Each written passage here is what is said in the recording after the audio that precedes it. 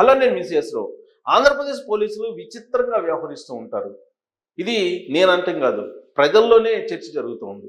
జగన్మోహన్ రెడ్డి ముఖ్యమంత్రిగా ఉన్నప్పుడు అనవసరమైనటువంటి కేసులు పెట్టి ఏమాత్రం ఆధారాలు లేనటువంటి ఆరోపణల మీద సెక్షన్లు పెట్టి అరెస్ట్ చేసేటువంటి వాళ్ళు, అర్ధరాత్రి అపరాత్రి లేకుండా బెడ్రూమ్లోకి వచ్చి ఎవరిని అరెస్ట్ చేయాలంటే వాళ్ళని అరెస్ట్ చేసి తీసుకెళ్లి జైల్లో కూడా పెట్టించేవాళ్ళు. లాస్ట్కి రంగనాయకం లాంటి 80 ఏళ్ల వృద్ధురాల్ని కూడా వాళ్ళు పోలీస్ స్టేషన్కి పిలిపించి కూర్చోబెట్టి హరాస్ చేసినటువంటి సందర్భాన్ని మనం చూసాం, కేవలం రీపోస్ట్ చేసినందుకు సోషల్ మీడియాలో. కానీ ఇప్పుడు ప్రభుత్వం మారింది, తెలుగుదేశం పార్టీ ప్రభుత్వం ఏర్పడింది.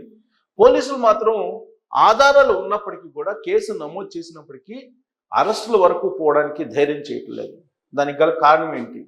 యథా రాజా తథా ప్రజ, లేదంటే జగన్మోహన్ రెడ్డి నిరంకుశత్వానికి పోలీసులు తలొగ్గారా? చంద్రబాబు నాయుడు ప్రజాస్వామ్య యుతం అనేది ఇప్పుడు పోలీసులకి ఒక స్వేచ్ఛను ఇచ్చిందా? ఏ కారణం చేత నేరస్తులకు కూడా, నేరారోపణలు ఉన్నటువంటి వాళ్ళని కూడా వదిలేస్తూ ఉంది పోలీసు అనేటువంటి ఒక చర్చ చాలా బలంగా ఆంధ్రప్రదేశ్ రాష్ట్రంలో వినిపిస్తుంది.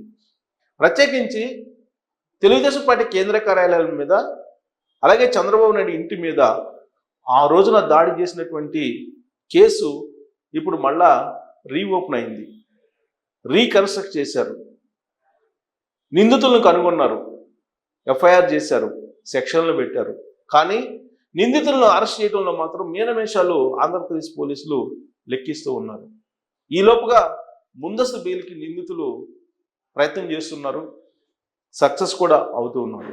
సక్సెస్ అయినటువంటి వాళ్ళల్లో చెవిరెడ్డి భాస్కర్ రెడ్డి కుమారుడు రుఖిత్ రెడ్డి ఉన్నాడు, అలాగే సజ్జల రామకృష్ణారెడ్డి లాంటి వాళ్ళు ఉన్నారు. కానీ హైకోర్టు మాత్రం కొంత టైం ఇచ్చినప్పటికీ కూడా ఆ కేసు విచారణ విషయంలో మాత్రం దోషుల్ని విచారించాలి, పోలీసులు అరెస్ట్ చేయొచ్చు అని చెప్పి డైరెక్షన్ ఇచ్చింది. అయినప్పటికీ కూడా ఆంధ్రప్రదేశ్ పోలీసులు ఆ నలుగురిని మాత్రం పట్టుకోలేకపోతున్నారు. తెలుగుదేశం పార్టీ కేంద్ర కార్యాలయం చంద్రబాబు నాయుడు ఇంటి మీద దాడి చేసిన వాళ్ళు, చేయించిన వాళ్ళు, చేయడానికి ప్లాన్ చేసినటువంటి వాళ్ళు, రూట్ మ్యాప్ ఇచ్చినటువంటి వాళ్ళు ఆ నలుగురు. ఆ నలుగురిని పోలీసులు పట్టుకోలేకపోతున్నారా లేదా వదిలేస్తున్నారా అనేటువంటి చర్చ అయితే జరుగుతుంది. ఇందుకు ఆ నలుగురు ఎవరంటే, ఒకళ్ళు అప్పిరెడ్డి, జగన్మోహన్ రెడ్డికి అత్యంత సన్నిహితుడు, వైఎస్ఆర్ కాంగ్రెస్ పార్టీ కేంద్ర కార్యాలయం ఇన్ఛార్జిగా పనిచేశారు. విద్యార్థి దశ నుంచి రాజకీయాలను నేర్పినటువంటి నాయకుడు. మరొకళ్ళు జోగి రమేష్, ఆయనే చంద్రబాబు నాయుడు ఇంటి మీద కానీ, తెలుగుదేశం పార్టీ కేంద్ర కార్యాలయం మీద కానీ దాడి చేయడానికి సైన్యాధిపతిగా వ్యవహరించారు. ఆ రోజున ముందుండి వైఎస్ఆర్ కాంగ్రెస్ పార్టీకి సంబంధించినటువంటి వాళ్ళని క్యాడర్ను తీసుకొచ్చి ధ్వంస రచన చేయడానికి నడుం బిగించారు. దాని ఫలితంగానే ఆయనకి మంత్రి పదవి వచ్చింది, జగన్మోహన్ రెడ్డి మంత్రి పదవిని ఇచ్చారు. ప్రస్తుతం మాజీ మంత్రిగా ఉన్నారు. ఆయన్ని పోలీసులు ఇప్పుడు అరెస్ట్ చేయలేకపోతున్నారు. ఎక్కడున్నారో కూడా పోలీసులకు తెలుసో తెలియదో అనేటువంటి సందిగ్ధత ఇప్పుడు నెలకొంది. మరొకళ్ళు అవినాష్, దేవినేని అవినాష్. దేవినేని కుటుంబం నుంచి వచ్చినటువంటి అవినాష్ తెలుగుదేశం పార్టీలో తొలి రోజుల్లో ఉండి ఆ తర్వాత వైఎస్ఆర్ కాంగ్రెస్ పార్టీకి వెళ్ళారు. అక్కడి నుంచే ఆయన నేర స్వభావం బయటకు వచ్చింది. విజయవాడలో యూత్లో ఫాలోయింగ్ ఉంది. ఆ యూత్ని తమ వైపు తిప్పుకొని తెలుగుదేశం పార్టీ కార్యాలయం మీద, అలాగే చంద్రబాబు నాయుడు ఇంటి మీద కొంతమంది అసాంఘిక శక్తుల్ని పోగు చేసి పంపించడానికి సహకారం అందించారు దేవినేని అవినాష్. అతను ఈ మధ్యకాలంలో కేసు బుక్ అయిన తర్వాత విదేశాలకు వెళ్ళడానికి ప్రయత్నం కూడా చేశారు. కానీ పోలీసులు అడ్డుకున్నారు. దాంతో ఆయన ఆ ప్రయత్నం నుంచి విరమించారు. ఇప్పుడు హైకోర్టు ముందస్తు బెయిల్కి నిరాకరించిన తర్వాత సహజంగా పోలీసులు అవినాష్ని అరెస్ట్ చేయాలి. కానీ అతన్ని టచ్ చేయడానికి కూడా పోలీసులు వెనకాడుతున్నారు. ఈ లోపుగా హైకోర్టు ఇచ్చినటువంటి డైరెక్షన్ని సవాల్ చేస్తూ సుప్రీంకోర్టు తలుపు తట్టారు అవినాష్. అక్కడ పిటిషన్ వేసి ముందస్తు బెయిల్ కోసం ప్రయత్నం చేస్తూ ఉన్నారు. మరొకళ్ళు తలసల రఘురాం, ఇతను వైఎస్ఆర్ కాంగ్రెస్ పార్టీలో కీలకంగా ఉన్నారు. జగన్మోహన్ రెడ్డి ఓదార్పు యాత్రకి, జగన్మోహన్ రెడ్డి ఇటీవల చేసినటువంటి రాజకీయ ప్రచార సభలకు కర్త కర్మ క్రియగా తలసల రఘురాం వ్యవహరించేవాళ్ళు. అందుకే ఆయనకి ఎమ్మెల్సీగా కూడా అవకాశం ఇచ్చారు జగన్మోహన్ రెడ్డి. అలాగే అప్పిరెడ్డి కూడా ఎమ్మెల్సీ. వాళ్ళిద్దరిని అరెస్ట్ చేయడానికి మరి మండలి చైర్మన్ మోషేరాజు అనుమతి ఇవ్వలేదా, అందుకే అరెస్ట్ చేయడానికి వెనకాడుతున్నారా అనేటువంటి ఒక చర్చ నడుస్తున్నటువంటి క్రమంలో అసలు పోలీసుల ఆచూకీ తెలియకుండా వీళ్ళు ఎక్కడ ఉన్నారు? జగన్మోహన్ రెడ్డికి సంబంధించిన ఎలహంకా ప్యాలెస్ బెంగళూరులో ఉంది, అక్కడ తలదాచుకున్నారా లేదా విదేశాలకు వెళ్ళడానికి ప్లాన్ చేసుకుంటున్నారా? ఒకవేళ విదేశాలకు కనుక వెళ్తే ఆంధ్రప్రదేశ్ పోలీసులు వైఫల్యం చెందినట్టే. ఆ నలుగురిని పట్టుకోవటంలో ఉదాసీనంగా ఎందుకు వ్యవహరిస్తూ ఉన్నారు? ఒకవేళ ఆంధ్రప్రదేశ్ పోలీసులు ఉదాసీనంగా వ్యవహరించినా అధికారంలో ఉన్నటువంటి తెలుగుదేశం పార్టీ ఏం చేస్తుంది? హోంశాఖ మంత్రి అనిత గారు ఏం చేస్తున్నారు? పోనీ ముఖ్యమంత్రి చంద్రబాబు నాయుడు గారు కొంచెం పెద్ద మనసుతోటి ఆలోచించి చట్టం తన పని తాను చేసుకుపోతుందని చెప్పి వెయిట్ చేస్తారు కాబట్టి దాన్ని పోలీసులు అలుసుగా తీసుకున్నారా? ఇలాంటి చర్చ నడుస్తూ ఉంది.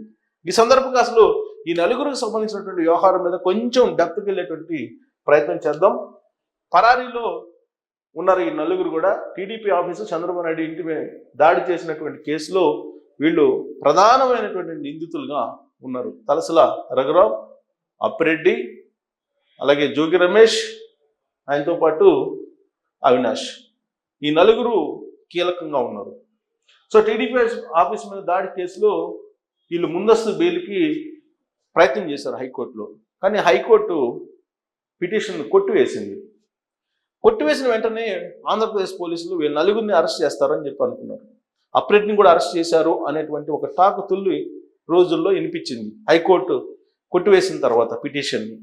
కానీ మాజీ ఎంపీ నందిగం సురేష్ని అరెస్ట్ చేశారు పోలీసులు. అలాగే అవుతు శ్రీనివాసరెడ్డి అన్న అతను కూడా అరెస్ట్ చేశారు ఇదే కేసులో. అదే రోజు అప్పిరెడ్డిని కూడా అరెస్ట్ చేశారు అనేటువంటి ప్రచారం మీడియాలో వచ్చింది, కానీ అది అవాస్తవం. ఇప్పటికి కూడా ఆయన పరారీలో ఉన్నారు. ఈ కేసులో మాజీ ఎంపీ నందిగం సురేష్ని అరెస్ట్ చేశారు పోలీసులు. ఇతర నిందితుల కోసం పోలీసులు ఇప్పటికీ కూడా వేటాడుతూ ఉన్నారు. ఎక్కడున్నారో వాళ్ళకి అంతుపట్టడం లేదు. సో నందిగం సురేష్ అరెస్ట్ తోటి ఈ నలుగురు అజ్ఞాతంలోకి వెళ్ళిపోయారని చెప్తున్నారు పోలీసులు. నిజంగా పోలీసులు తలుచుకుంటే కలుగులో ఉన్నటువంటి ఎలుకను కూడా బయటికి తీసుకొస్తారనేది ఆంధ్రప్రదేశ్ పోలీసుల యొక్క టాలెంట్ని గురించి చెప్తూ ఉంటారు. ఎందుకంటే ఆంధ్రప్రదేశ్ కానీ తెలంగాణ పోలీసు కానీ చాలా సమర్థవంతంగా పనిచేస్తారు అనేది ఇండియాలో ఒక పేరుంది. ఆ పోలీసులు దలుచుకుంటే కనుక ఎవరినైనా పట్టుకురాగలరు అని. జగన్మోహన్ రెడ్డి ప్రభుత్వంలో అదే చేశారు.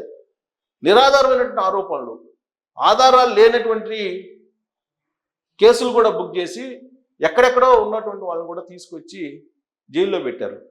విదేశాల నుంచి వచ్చేటువంటి వాళ్ళు ఎప్పుడు వస్తారో కూడా తెలుసుకొని కాపు కాచి శంషాబాద్ ఎయిర్పోర్ట్లో వేకోజామున తెల్లారకు ముందే అరెస్ట్ చేసినటువంటి సందర్భాలు కూడా ఉన్నాయి అప్పట్లో.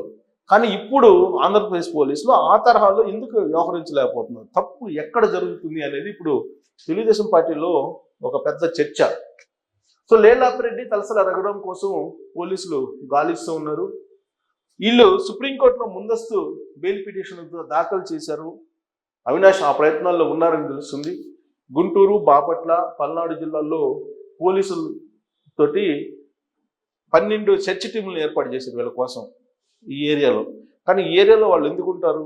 12 సెర్చ్ టీములు ఏర్పాటు చేసాం, మేము అన్వేషిస్తున్నాం అని చెప్పి పోలీసులు అయితే చెప్తున్నారు. కానీ వాళ్ళ అన్వేషణలో చిత్తశుద్ధి లేదు అనేది తెలుగుదేశం పార్టీ క్యాడర్లో కానీ, లేదా ఈ కేసుకు సంబంధించి విచారణ ఎలా జరుగుతుందని చెప్పి దగ్గర నుంచి గమనిస్తున్నటువంటి వాళ్ళకి కానీ వస్తున్నటువంటి అనుమానం. సో చంద్రబాబు నాయుడు ఇంటిపై దాడి కేసులో జోగి రమేష్ ముందస్తు బెయిల్ పిటిషన్ కొట్టివేశారు.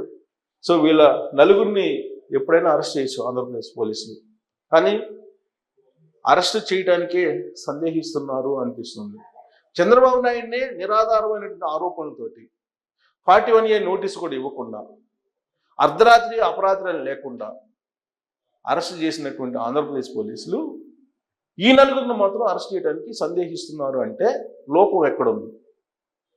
లాస్ట్కి బెడ్రూమ్లోకి కూడా వెళ్ళి అరెస్ట్ చేయడానికి సాహసించినటువంటి ఆంధ్రప్రదేశ్ పోలీసులు అసలు ఏమీ కేసు లేకుండా ఉన్నట్టే క్రియేట్ చేసి సెక్షన్లో పెట్టి అరెస్ట్ చేసినటువంటి పోలీసులు, హరాస్ చేసినటువంటి పోలీసులు, థర్డ్ డిగ్రీ త్రిబుల్ లాంటి వాళ్ళ మీద ప్రయోగించినటువంటి ఆంధ్రప్రదేశ్ పోలీసులు ఇప్పుడు ఈ నలుగురిని విషయంలో అరెస్ట్ చేయడానికి కూడా సందేహిస్తున్నారు. ఎందుకు సందేహిస్తున్నారు?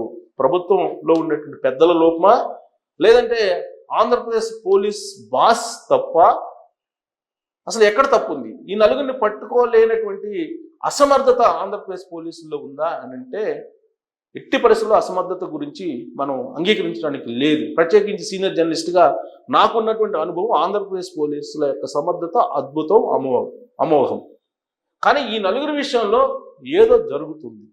ఏం జరుగుతుంది అనే దాని మీద మీ అభిప్రాయం తెలియజేయచ్చు.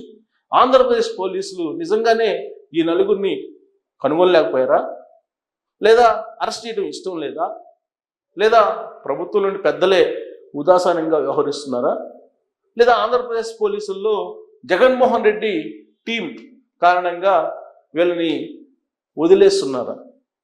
ఏ విధంగా వీళ్ళు పోలీసులు దొరకకుండా తిరగగలుగుతున్నారు అనే దాని మీద మీరు కామెంట్ రూపంలో మీ అభిప్రాయాన్ని తెలియజేయచ్చు.